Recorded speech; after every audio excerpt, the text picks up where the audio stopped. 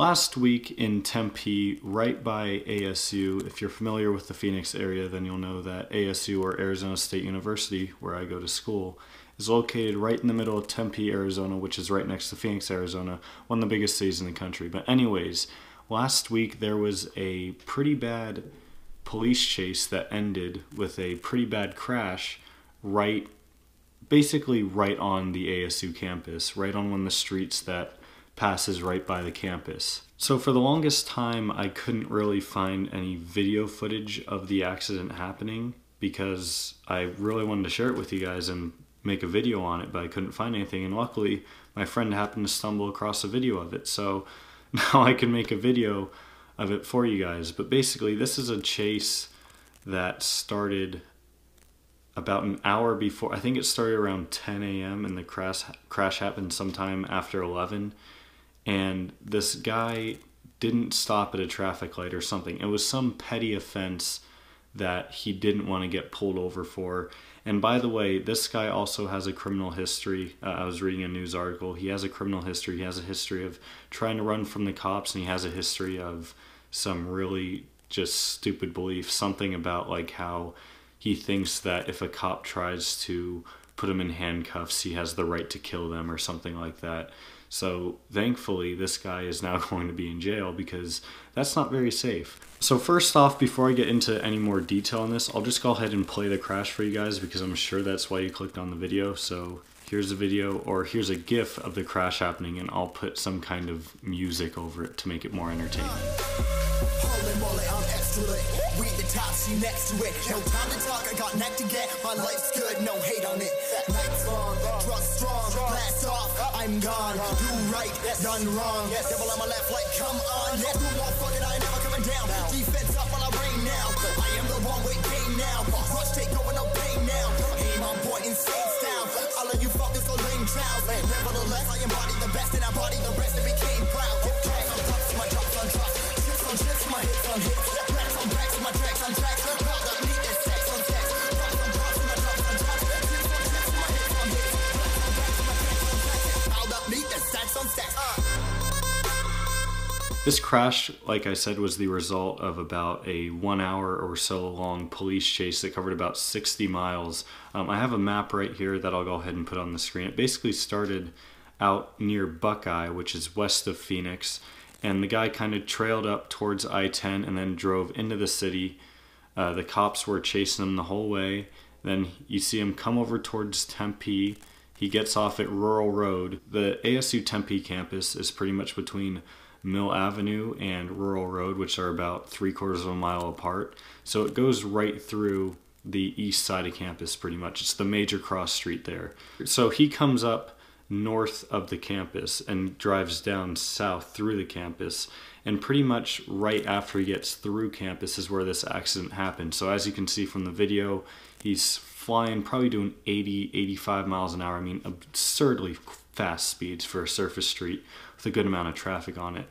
And he swerves into oncoming traffic, and unfortunately there was just someone sitting right there that he didn't see, and he ran into him. Now, I'm sure you guys are wondering, well, what happened to him? Are they okay? And thankfully, yes. There was one woman in the black car that was hit, and she only suffered a broken hand and foot. Now, when I say only, I mean when you get hit by a car at such a high speed like that, you do expect some really, really serious injuries. But thankfully, she was in a fairly large vehicle like the Jeep that hit her, so her injuries were not that bad, and I'm sure that she's doing just fine right now. Now, as you can see from the video, there's a lot of smoke from the red Jeep that was being chased, and it looks like it rolled over a few times before finally coming to a stop. And then the guy who was being pursued decided he was going to try to flee. He got out, got chased down and beat by the cops pretty quickly.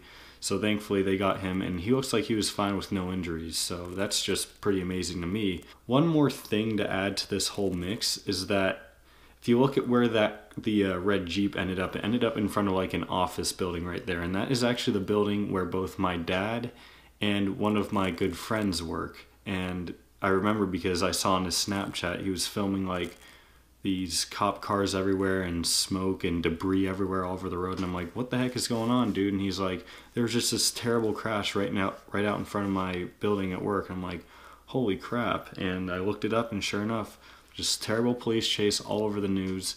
And Rural Road is a very, very busy road. Thankfully, at the time of the accident, it wasn't terribly busy because it wasn't really during rush hour or anything, but that road was shut down for pretty much the entirety of the rest of the day because there was just so much debris that they had to clean up from this. So not only did he hurt someone, give a lot of people heart attacks, and almost kill a few other people, because ASU, if you've ever been down there or been in any area where there's a big college or school or something, there are people walking everywhere. So I am amazed that he didn't hit a pedestrian or anything, and I'm just so thankful that that didn't happen. But yeah, so he ended up with 5 charges of aggravated assault or something like that. He's obviously in jail, and he thinks that he's completely innocent in all of this. Like I said earlier, he's got some crazy beliefs. He's a weird dude. And he actually, according to ASU and the ABC, who I got this article from, he's actually a ASU student studying some sort of film or whatever, so that's why they think he got off at Rural. He was maybe trying to come down to the ASU campus because he probably knew his way around and was going to think about hiding from the cops somehow. I don't know, people are crazy. That would never work. ASU is such a densely populated area. Right before that car crash happened, he stopped at a light a little bit north of the ASU campus, and they tried to box him in, and he rammed one of their cop cars and then kept driving, so he was not going to stop for anything. So if he didn't get in a crash there, who knows how long he would have gone on for. But yeah, one little detail that the news kind of pointed out here that I thought was interesting is that the policies by the police station, or their state policies or something, basically say that if you're in a police chase, all the cops have to have their sirens and their lights on, to help kind of warn people to get out of the way. And none of the cop cars that were chasing this red Jeep did. And the police station decided they weren't going to comment on that, even though they were clearly wrong in their officers not having their lights or anything on. And in retrospect, is it really a huge deal?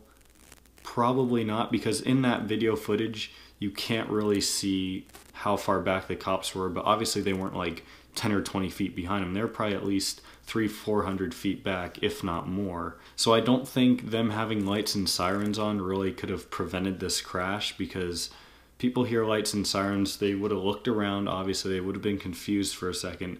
By the time they realized what was happening, it probably would have been too late. So it's just unfortunate. And yes, they should have had their sirens on. Do I think it would have made a difference? No. But yeah, so that is one of the scarier crashes that you'll probably ever see caught on cameras, taken from a helicopter. The news stations were obviously all over this chase, and it was all over the news that night. So I guess the moral of this story here is just, if you get pulled over for speeding, or cops behind you, or something happens and you did something wrong and you know you did something wrong, then just pull over. Like, why even try to risk it? The chance of you getting away from a police officer is so little, because they just have so many tools and resources they can use to easily hunt you down, even if you do think that you got away. So just for that couple $100 fine that you would have had to pay, now he's dealing with all this. This is such a similar scenario to the whole cop, or the Mercedes and cop incident in Times Square that I did a video on a couple weeks ago. If you haven't seen that, feel free to check it out. But this is just, it's just stupid. I mean, thankfully, I am so thankful that no one died or got seriously hurt. So with that being said, I think that's going to wrap up this video. I feel like I've rambled on enough, but yeah, this guy's going to be in some serious trouble for this, as he deservedly should be. Just not a good decision.